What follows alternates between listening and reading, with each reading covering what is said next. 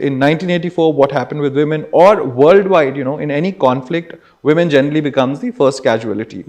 And whatever historical record you will find, in those historical records, you will see that it just ends there, right? On the period of the violence. But nobody talks about that. What happened after that? उस हजूम में हिंदू, मुसलमान, सिख सब थे, क्योंकि वो सब Mrs Gandhi के supporters थे.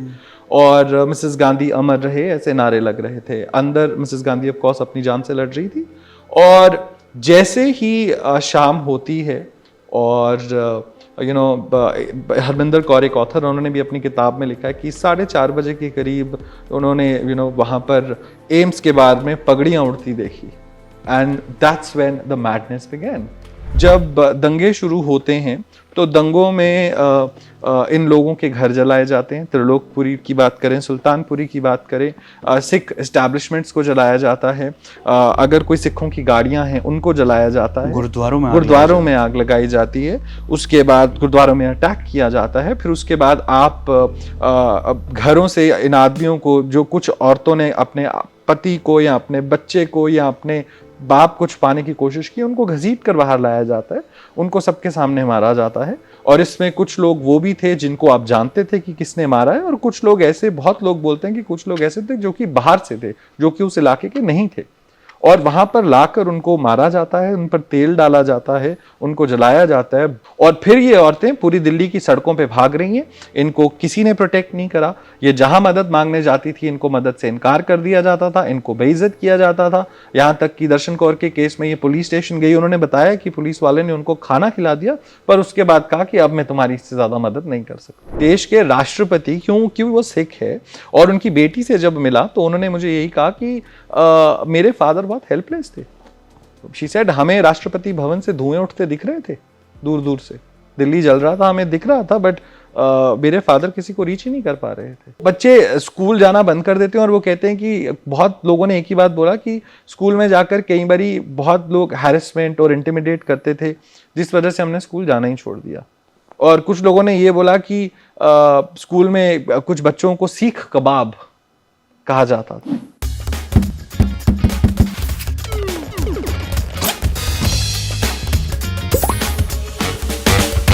Well, hello. This is a brand new episode of What's Up Abir. I am Abir Lairi. You are watching ABP Live podcast. Joining me today in conversation is Sanam Sutirat Wazir. अगर मैं pronunciation गलत लूँ तो please मुझे correct कर देना. सही है? बिल्कुल सही है. Welcome to ABP Live podcast. He has come up with a new book, The Cause of 1984. This book basically tells you these stories. These are real research-driven stories of all those women who were part of this violence movement which happened in 1984, which is popularly known as anti-Sikh rights. Firstly, my question to you is, why do you thought of writing this book? You have been doing a lot of research. Right. You have done a very good, decent amount of research in this field. But why a full-fledged book now?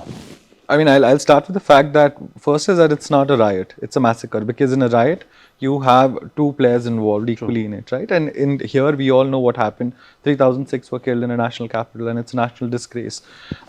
Why I thought of writing this book is, again, I mean, a lot of people when talk about 1984, they only see it as the violence that has happened in those 10 days, or some even bring it down to 3 days, that okay, from 31st October to 1st November what happened. But the cycle of this violence and trauma is far, far bigger than those 10 days. And from when we start from October 31st, when we say that, it somewhere subsided on November 10th. But what happened to the lives of these women? And historically, what happens is that, we live in a world controlled by men. And what happens is that women's, like for example, in 1984, what happened with women, or worldwide, in any conflict, women generally becomes the first casualty. And whatever historical record you will find, in those historical records, you will see that it just ends there, right? On the period of the violence. But nobody talks about that. What happened after that? And also there's also what I have seen, it's a phenomenon worldwide that there's a complete erasure of what was women's role, or how did they survive this violence, what happened to their lives afterwards. And so this book primarily is an attempt to basically, talk about that, not just what happened in those 3 days in New Delhi, in other parts of the country, what happened with women in Punjab, how did, a lot of women lose their agencies, and then of course the aftermath, and the book is also about the resilience of Sikh women during those turbulent years. एक काम करते हैं, for all those people, for all those young generation, मतलब जो आज की date में 18 या 25 के एज में बीच में होंगे, a lot of people may not know about Operation Blue Star. They may have read it on social science की books, but it does not give you a very in-depth view. Would you mind just giving a small brief? What exactly happened and how did this massacre actually begin? Right. Do you want me to do that in Hindi, English, English? जो आपको कुछ भी ना, comfortable, कुछ कुछ भी भी निकल चलेगा, जाए। कुछ भी अच्छा, चलेगा। ठीक For है। all those people, मतलब mostly हिंदी speaking audience है, तो अगर आप Better हिंदी देगा बोलते कि हैं तो हिंदी में। हाँ, ठीक है। So when we talk about the 1984, you see, soon after the assassination of Mrs. Gandhi, in the morning, and Mrs. Gandhi was in AIIMS, and there were outside AIIMS, there were people who were getting to know, and it happened very slowly, that people were getting to know that what exactly happened to the Prime Minister, and there were supporters of Mrs. Gandhi, and there are there's evidence, there are people who've heard that, who were there, who said that उस हजूम में हिंदू, मुसलमान, सिख सब थे, क्योंकि वो सब Mrs Gandhi के supporters थे, और मिसेस गांधी अमर रहे ऐसे नारे लग रहे थे। अंदर मिसेस गांधी ऑफ कोर्स अपनी जान से लड़ रही थी, और जैसे ही शाम होती है, और हरमिंदर कौर एक ऑथर, उन्होंने भी अपनी किताब में लिखा है कि 4:30 बजे के करीब उन्होंने वहाँ पर एम्स के बार में पगड़ियाँ उड़ती देखी, and that's when the madness began, that for Mrs. Gandhi's assassination, the entire community was held responsible. और फिर उसके बाद जो दिल्ली में हुआ, एक पैटर्न से हुआ कि दिल्ली में सिख आदमियों को उनके घरों से निकाला गया, उनके गले में टायर डाले गए, उन पर तेल डाला गया, उनको जला दिया गया, and that has been a pattern. वो सिमिलर पैटर्न पूरे दिल्ली में फॉलो हुआ।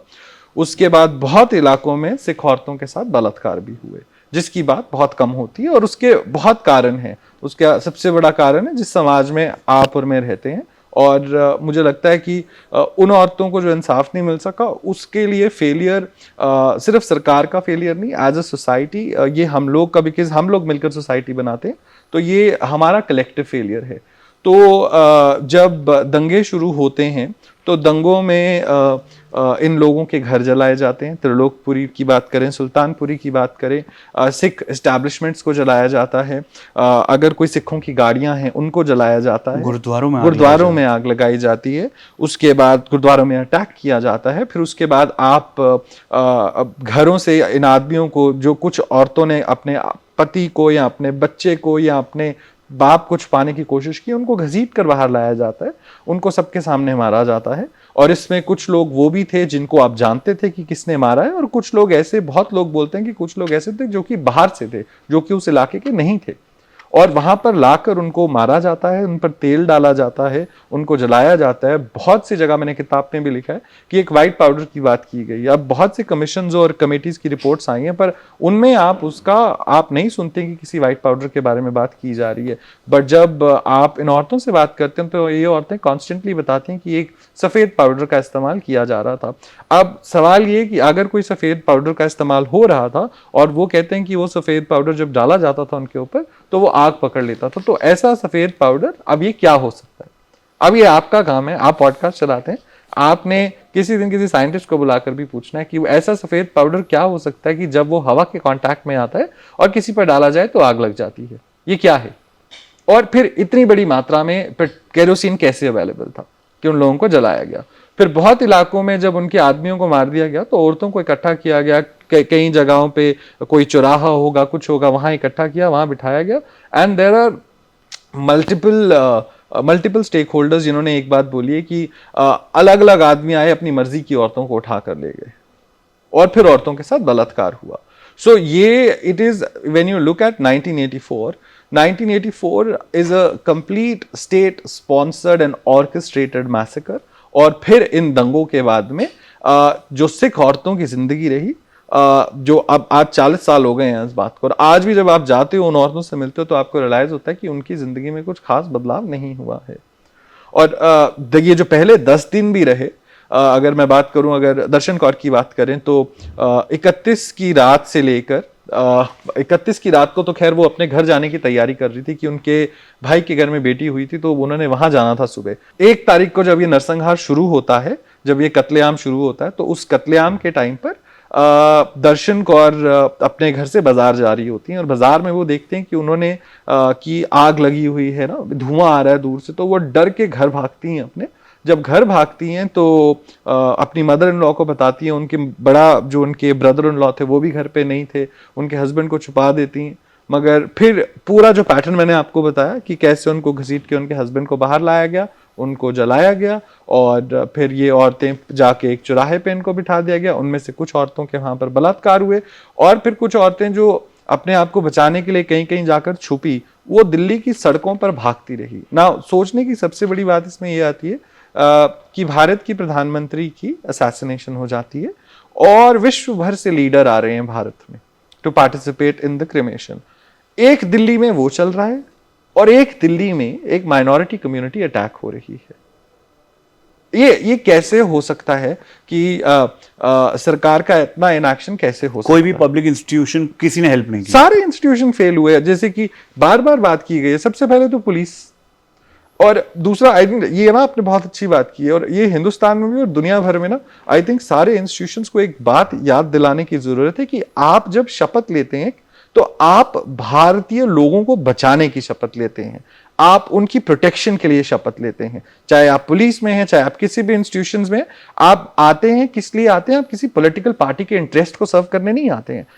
आपकी जब नौकरी लगती है, कोई भी सरकारी नौकरी आप शुरू करते हैं, या आप लोकसभा में जाते हैं या आप राज्यसभा में जाते हैं, तो आप जब देश के संविधान की या कोई भी और शपथ लेते हैं तो वो शपथ क्या होती है? वो शपथ होती है कि आप देश के लिए कुछ करेंगे, देश की एकता के लिए कुछ करेंगे, देश की अखंडता के लिए कुछ करेंगे, और अपने देशवासियों के लिए करेंगे। यहां पर होता क्या है, अक्सर सारे इंस्टीट्यूशंस जो प्रोटेक्शन के लिए होते हैं वो सब फेल हो जाते हैं, और वो लग जाते हैं रूलिंग पार्टी को प्रोटेक्ट करने के लिए, या जो रूलिंग एलीट क्लास है प्रोटेक्ट करने के लिए। मैं ये, और आज मतलब इतना डर इस तरह का है इन इंस्टीट्यूशंस का। मैं आपसे भी पूछूंगा, आपको लगता है कि कभी फॉर एग्जांपल आपके साथ छोटा सा भी स्कैम हो जाएगा, will you ever think of going to the police? You will not, क्योंकि डर है ना कि अब मैं कहां उन 5000 सवालों के जवाब दूंगा, इस सारे चक्कर में पढ़ूंगा, तो कोई नहीं पढ़ना चाहता है। और उसी तरह इंस्टीट्यूशंस बकायदा खाली एक मौके पे नहीं, मैं कहूंगा इंस्टीट्यूशंस बहुत मौकों पे फेल हुए हैं। आई हैव ऑलवेज सेड कि हिंदुस्तान की डेमोक्रेसी को बचाने के लिए सबसे बड़ा काम है हिंदुस्तान के इंस्टीट्यूशंस को स्ट्रेंथन करना, कि इंस्टीट्यूशंस इतने स्ट्रेंथन हो जाएं कि इंस्टीट्यूशंस इन लीडर्स को कह सकें कि भैया मैंने आपको बचाने की शपथ नहीं ली है, मैंने शपथ ली है अपने देश के लोगों के लिए, मैं इनके लिए नौकरी कर रहा हूं, मैं टैक्स पेयर्स को बचाने की शपथ ली हुई है। टैक्स पेयर्स कोई ना भी हो, आप देश के नागरिक हैं, या आप इस देश में रहते भी हैं, आप कोई भी हैं, आपका फर्ज है उनको बचाना। और फिर ये औरतें पूरी दिल्ली की सड़कों पे भाग रही हैं, इनको किसी ने प्रोटेक्ट नहीं करा। ये जहां मदद मांगने जाती थी इनको मदद से इनकार कर दिया जाता था, इनको बेइज्जत किया जाता था। यहां तक कि दर्शन कौर के केस में ये पुलिस स्टेशन गई, उन्होंने बताया कि पुलिस वाले ने उनको खाना खिला दिया, पर उसके बाद कहा कि अब मैं तुम्हारी इससे ज्यादा मदद नहीं कर सकता। ये जो एक मॉब घूम रहा था, इस मॉब का कुछ नाम है, या ये कोई भी रैंडम लोग थे जो बस एक पॉलिटिकल लीडर को अपना भगवान मान रहे थे, या जो भी आइडियोलॉजी को भगवान मान रहे थे, और उनको बस लगा कि हमारा भगवान, हमारा लीडर चला गया है, इसलिए जिसने भी मारा है उसकी एक आइडेंटिटी थी, इसलिए उस पूरी कम्युनिटी को, उस आइडेंटिटी को खत्म करते हैं? कौन थे ये लोग? एक तो मैं ये बात बोलूंगा कि ना, हजूम का कभी चेहरा नहीं होता। बहुत सही बात। हजूम का चेहरा नहीं होता। और दूसरी बात ये है कि कोई भी जब ऐसा नरसंहार होता है ना, वो स्पॉन्टेनियस नहीं हो सकता। मैंने बहुत बार ये बात बहुत प्लेटफॉर्म से बोली कि कम्युनल वायलेंस कभी भी स्पॉन्टेनियस नहीं होता कि चलो एकदम से हो गया, सब हो गया। आपको कम्युनल वायलेंस जब होता है उसके पीछे जरूर कुछ कुछ हल्का हल्का हल्का हल्का हल्का जो है एक मोमेंटम बिल्ड होता है, वो लेयर बाय लेयर्स बनते जाते हैं। और क्या आपको लगता है कि आज मैं हूं, आप हैं, हम अपने अपने घर में बैठे हुए हैं, सडनली कुछ हो जाता है, हम दोनों उठेंगे, एक दूसरे से लड़ने चल पड़ेंगे, एक दूसरे को काट मारने चल पड़ेंगे? ऐसा नहीं होता है। ये तब होता है जब ये स्टेट स्पॉन्सर्ड हो, स्टेट ऑर्केस्ट्रेटेड हो, या आपको बहुत जगह पर जाकर लीडर का नाम लेकर भड़काया जा रहा है। ऐसे इसमें से तो 1984 के टाइम पर अगर आप देखेंगे, बहुत से ऐसी सिख फैमिलीज हैं, मैंने जिनके बारे में लिखा भी है, दे वर वेरी कॉन्फिडेंट कि हम लोग पक्का कांग्रेस सपोर्टर्स हैं। मेरा अगला सवाल एक्चुअली वही था कि कांग्रेस बहुत बड़ी पार्टी थी। It was a juggernaut, like hell lot of supporters, सब कुछ था। ऑफ कोर्स उसमें बहुत सारे सिख्स भी थे, राइट? उनका क्या हुआ? मतलब वो तो सिख सपोर्टर थे, वो कांग्रेस सपोर्टर थे, क्या उनको भी ये सब झेलना पड़ा? बिल्कुल। आप अगर प्योर ड्रिंक्स का नाम आपने शुरू हुआ है, एक कोला कंपनी थी जो हिंदुस्तानी थी, इसका मुझे नाम भूल गया, उस कंपनी, उस फैक्ट्री को आग लगा था। और ऐसे बहुत से सिख एस्टैब्लिशमेंट थे जिन लोगों को आग लगाया गया, जिनके एस्टैब्लिशमेंट्स को आग लगाया गया। यहाँ तक कि हमें मालूम है, अब मैं उनका नाम नहीं लूंगा, बहुत बड़े राइटर थे, उनको भी एम्बेसी जाना पड़ा रहने के लिए फॉर सेफ्टी।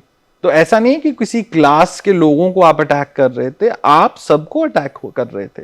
आप सिर्फ क्योंकि मैं एक सिख हूं, और ये जो फियर है वो मुझ में भी है आज, that I being a minority I have a fear of backlash, कि कभी भी हो सकता है। मुझे लगता है जो हम बार बार बात करते हैं unity in diversity, I think ये जो dictum unity in diversity is built over the bodies of minorities.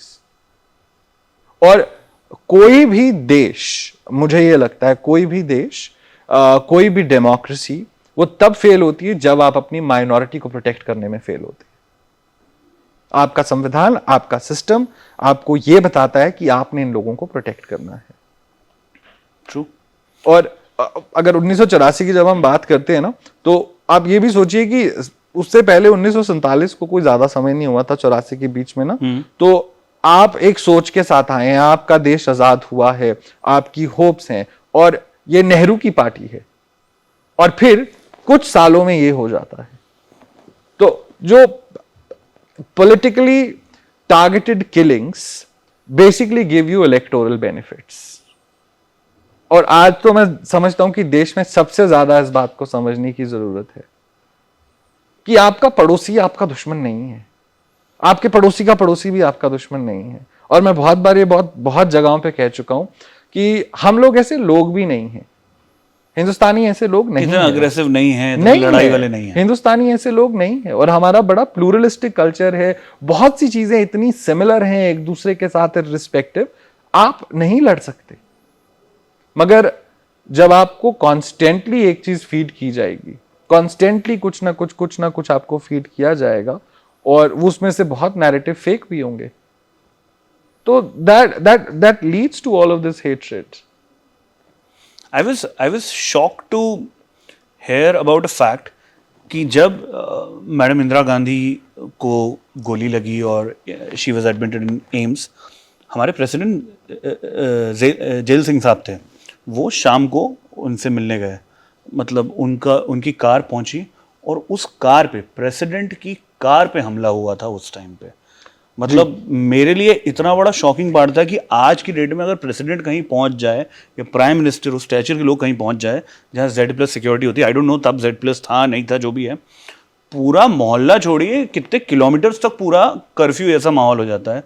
और उस टाइम पे इतना बड़ा बवाल हो गया और nobody cared about it. Right. In fact उनके मीडिया एडवाइजर ने एक सिख फोरम की मैगजीन भी पब्लिश हुई थी, और कॉन्स्टेंटली करते हैं वो लोग, उसमें भी उन्होंने इसकी बात की। तो उन्होंने बहुत जगह इस बात का जिक्र किया है कि प्रेसिडेंट के पास जब वो वापस आ रहे थे मिसेस गांधी से मिलकर, तो उन पर लोगों ने बढ़ने की कोशिश की थी, और वो फटाफट फिर सिक्योरिटी आ गई, उनकी बीफ अप कर दिया। पर आपका सवाल बिल्कुल सही है कि देश के राष्ट्रपति क्यों वो सिख है, और उनकी बेटी से जब मिला तो उन्होंने मुझे यही कहा कि मेरे फादर बहुत हेल्पलेस थे।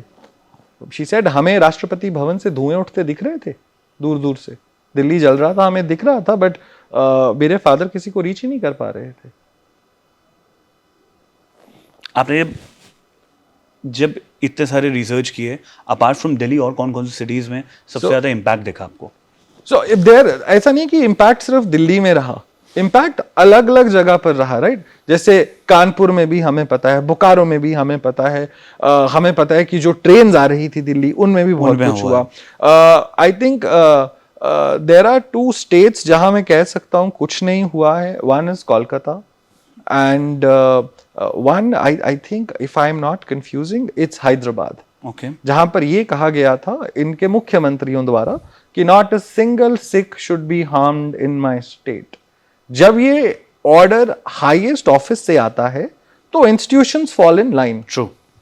जब कोई ऑर्डर ही नहीं है और आपको पता है कि यू नो और बार बार जब इस बात को जस्टिफाई किया जाता है ना, कई बार बोला गया जब बड़ा पेड़ हिलता है उसके आगे पीछे की यू नो चीजें हिलती हैं. अब इसको अगर आप बहुत सोचेंगे ध्यान से तो इसको सोचने की बात यह है कि जब कोई बड़ा पेड़ होता है ना, चाहे वो कटता है या वो खड़ा है, तो ये वो जिम्मेदारी सबकी है जो उसके आगे पीछे हैं, जो उसको सींच रहे हैं, जो उसको साथ में है, राइट. दैट टू इंश्योर कि इसके आगे पीछे कुछ ना हो. सही. नॉट टू मेक श्योर कि इसके आगे पीछे सब हो जाए. सही बात. और every Sikh is targeted because of their identity. कितने कितने लोगों को मैं जानता हूं जिन्होंने ये बोला कि उनकी मदर्स ने ना लड़के थे उनकी चोटियां बना दी, फ्रॉक्स पहनाई कि हमारे बच्चे बच जाएं. अब आप इमेजिन कीजिए अपने आप को ना उस सिचुएशन में. और मैं आई विल ऑनेस्टली स्पीकिंग, मैं बिकॉज 40 साल हो चुके हैं इस बात को, मैं सिर्फ मेरा एक छोटा सा सवाल है कि आप अपने आप को उनकी जगह रख कर देखिए. एक माँ जो अपने मरते हुए बेटे को अपने घर के दरवाजे के पास छोड़कर जा रही है और बेटा कह रहा है कि तू चली जा, मेरे बच्चे ले जा, चली जा. एक बीवी जो देख रही है कि उसका हस्बैंड अगर हॉस्पिटल पहुंच जाए तो शायद बच सकता है, उसको फिर भी छोड़कर जाना पड़ रहा है. दर्शन जी से जब बात हुई तो वो कहते हैं त्रिलोकपुरी ऐसा लगता था जैसे कब्रिस्तान है, जैसा कोई जंग का मैदान है. और उन्होंने एक बहुत अहम सवाल उठाया. उन्होंने कहा कि मेरी दादी जब 47 देख कर आई थी तो हमें जब कहानियां सुनाती थी हम डर जाते थे, और कहती 84 में मुझे लगा कि ये मेरी 47 है. और फिर ये कहते हैं कि फिर एक ही सवाल बार बार उठता था कि हम तो इस देश से बड़ा प्यार करते हैं, पर क्या हम इस देश के नागरिक नहीं हैं? और ये बड़े अहम सवाल हैं. और हम उस स्टेट में थे जहां हम मॉडर्न इंडिया की बात कर रहे थे, जहां प्रोग्रेसिव इंडिया की बात कर रहे थे, नेहरू की आइडियोलॉजी को लेके आगे बढ़ रहे थे, जहां एक्चुअली सबको बहुत इंक्लूसिव कल्चर था. उसके बीच में व्हाई डू यू थिंक ये रैंडमली अचानक से ऐसा हो गया? अगर ट्रिगर पॉइंट ये है कि एक सिक्योरिटी पर्सनल था जो जिन्होंने इंदिरा गांधी का असैसिनेशन किया, जो भी है, क्या आप जैसे बोल रहे थे थोड़ी देर पहले कि वो लेयर बाय लेयर बनता है, व्हेन डू यू थिंक ये लेयर बनना स्टार्ट हुआ? क्योंकि उसके पहले आई डोंट थिंक कि कोई सिख को कोई अलग मान के या मुसलमान को कोई अलग मान के चल रहा था. भारत देश में आई एम श्योर एक रिलीजियस डिवाइड हमेशा से थोड़ा बहुत रहा है, लेकिन देन टू हम बहुत इंक्लूसिव सोसाइटी हैं. फंडामेंटली हम बहुत इंक्लूसिव सोसाइटी है. ये लेयर बनना कब स्टार्ट हुआ, जो कि बाद में 1984 में फटा? एक तो पहले मतलब मैं ये बताऊंगा कि एक ना सबसे बड़ा उसका कारण एक और है, दैट जो हम डिवाइड की बात करते हैं ना, डिवाइड का कारण ये रहा है, अगर बिल्कुल हम बिल्कुल मॉडर्न जाएंगे, बिल्कुल पीछे 70 साल पीछे जाएंगे, तो I think the one reason had been that partition of India, the way it happened, right? तो वो there's of course a festering sore among lot of it's been a festering sore for a lot of people कि जो partition जिस तरह हुआ उसमें जितने लोग मारे गए, तो एक तो वो तो है, और कुछ कारण उसके पहले के भी हैं हमारे इतिहास में. But all said and done, like you said, we are a very inclusive society. अब जब हम 84 की बात करते हैं तो 84 से पहले हमें मालूम है कि पंजाब में क्या हुआ जून के महीने में. अब जून के महीने में होता है ऑपरेशन ब्लू स्टार, और ये ऑपरेशन ब्लू स्टार के 6 महीने के बाद होता है. So there is there could be possibility कि आपने एक कम्युनिटी को पेंट कर दिया है, आपने कम्युनिटी को पेंट कर दिया है. क्योंकि फिर मैंने किताब में एक बात लिखी थी कि one of the survivors said कि हम लोग तो ट्रेटर्स की बीवियां हो गई रातों रात.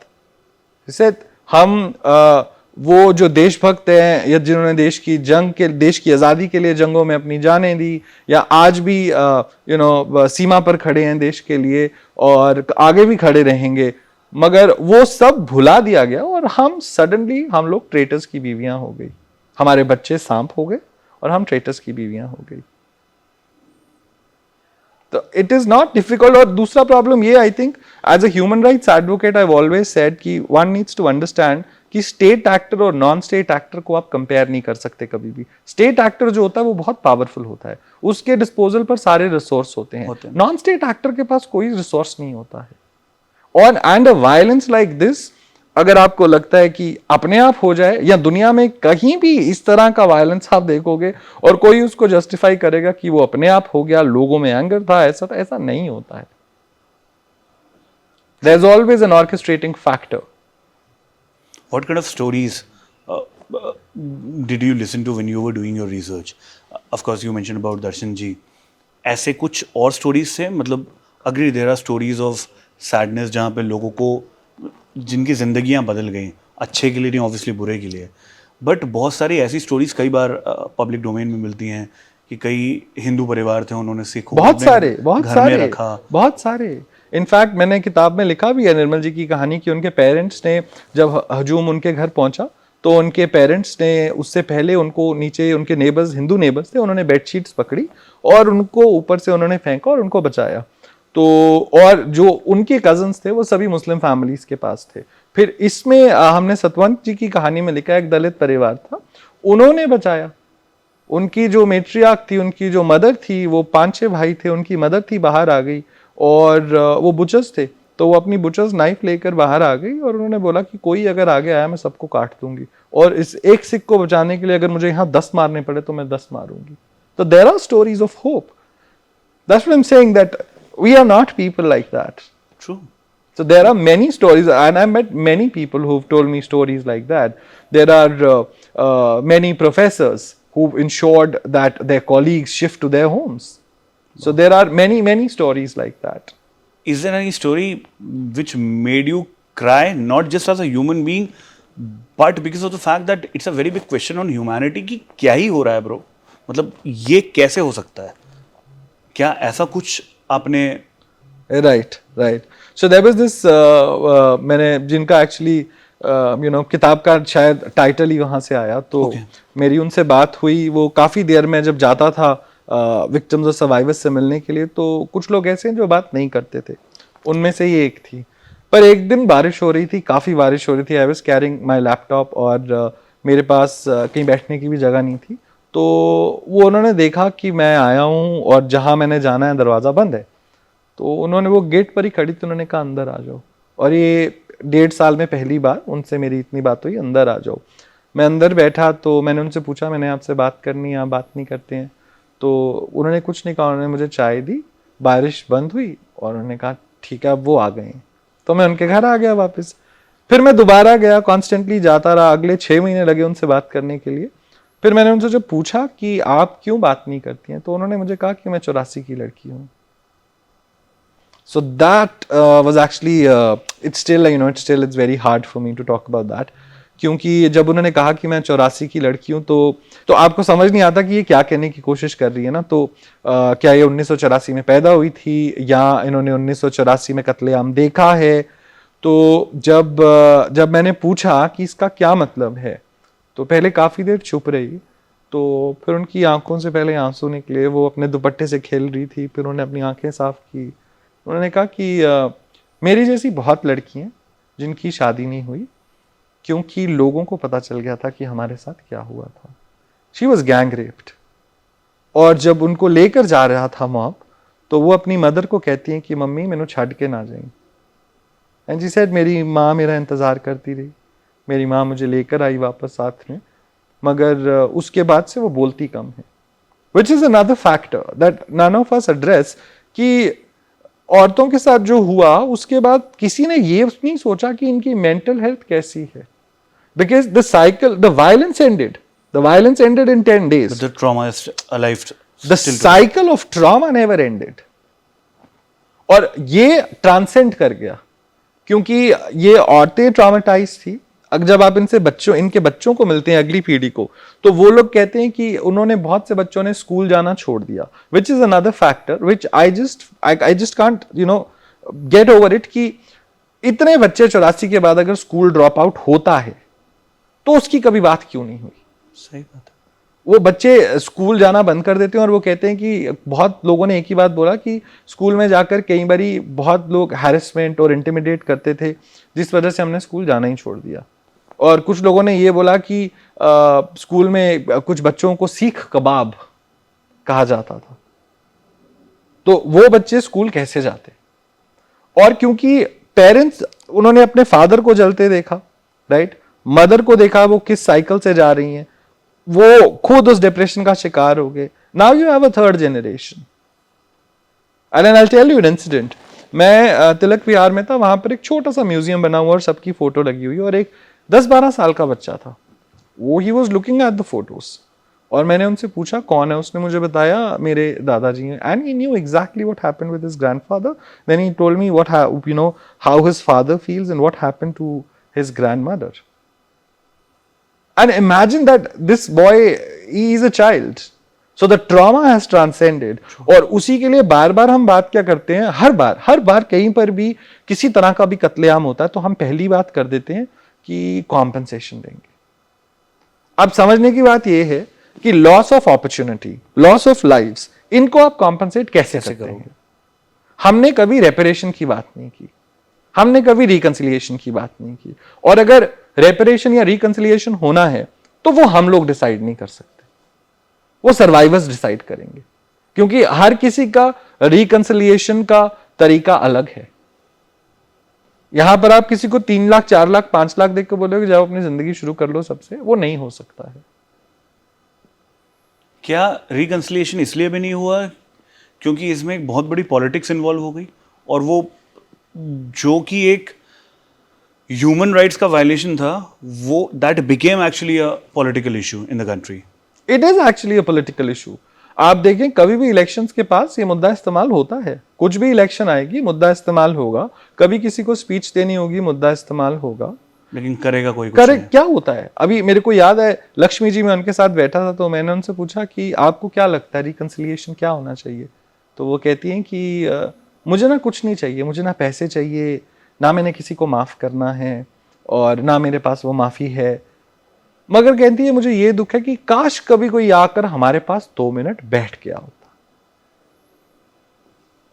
So that's what I'm saying, कि closure could be very difficult and different for different people. So not that these people are, looking to forget or forgive. What they are looking for is a closure, and that closure comes with acknowledgement कि ये हुआ है, and with some kind of reconciliation. And what that can be? Just a conversation with them? Reconciliation could be anything, could be, the government could come up with the reparation, that what is that reparation? How do you actually rehabilitate these families, which is not just a monetary compensation? How do you estimate the loss? And also, where they are equal stakeholders. सबसे बड़ी दिक्कत यही है ना कि हम खुद ही decide कर लेते हैं सब कुछ। सही बात है। That's the problem. और इतने बड़े टाइमलाइन को सिर्फ 3 दिन या 10 दिन में आप श्रिंक नहीं कर सकते। वो मुझे लगता है बहुत इंसेंसिटिव है कई पार्ट्स में कि आप बोल देते हो किसी के साथ नरसंहार हो रहा है, और पहली बात तो कितने लोग मारे गए आपने उसके फिगर्स को ऑब्वियसली वो तो श्रिंक डाउन होगा, कितना रिपोर्ट हुआ नहीं हुआ वो श्रिंक हो गया। ओवर द ईयर्स उनकी मेंटल हेल्थ ख़राब हुई है, वो ट्रॉमा आज भी उनके दिमाग में रिसाइड करता है, उनकी फैमिलीज डिस्प्लेस हो गई हैं, जो उनके घर थे वो चले गए हैं, प्रॉपर्टी का लॉस हुआ है। इन सब को अगर आप बोलें कि ये सिर्फ 3 या 10 दिन में हुआ है तो वो बहुत इनसेंसिटिव, वो बहुत गलत है। मुझे लगता है कि शायद शुरुआत वहीं से होनी चाहिए कि उस चीज़ का एक्नॉलेजमेंट एटलीस्ट होना चाहिए। और आप काउंट कीजिए ना, 40 साल हो गए। सही बात, 40 साल हो गए, दुनिया हम कहाँ के कहाँ पहुँच गए हैं, मगर उन घरों में जब आप जाकर देखते हैं तो स्टोरीज आज भी वहीं की वहीं हैं। And how do you come out of it? It's very difficult to come out of it. True. बहुत सारे मतलब my last question to you is, बहुत सारे लोग ऐसे बहुत सारे सिख से मिलेंगे जो शायद 1984 जिन्होंने विटनेस किया होगा। What is your message to the like the massy common man, how to deal with such an emotional topic, such a sensitive topic, and what should they actually do to make the society a better place, and for the Sikh community specifically? I think it is for all of us, not just one community, but for all of us, that One is that, you know, we should learn from the past, and we should learn the fact that history of atrocity and oppression is everyone's history. True. ये किसी एक के नहीं, इतिहास नहीं ये होता, ये सबका हम है। सबका है।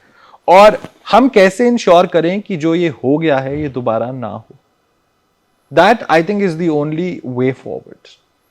कि जो ये हो गया है हम उसको एक्नॉलेज कर रहे हैं कि हम शर्मिंदा हैं और ये दोबारा नहीं होना चाहिए, किसी भी हाल सूरत में ये दोबारा नहीं होना चाहिए। I think there is no bigger moving forward then. क्या हम वैसी सोसाइटी बना रहे हैं जो आवाज क्यों दी है?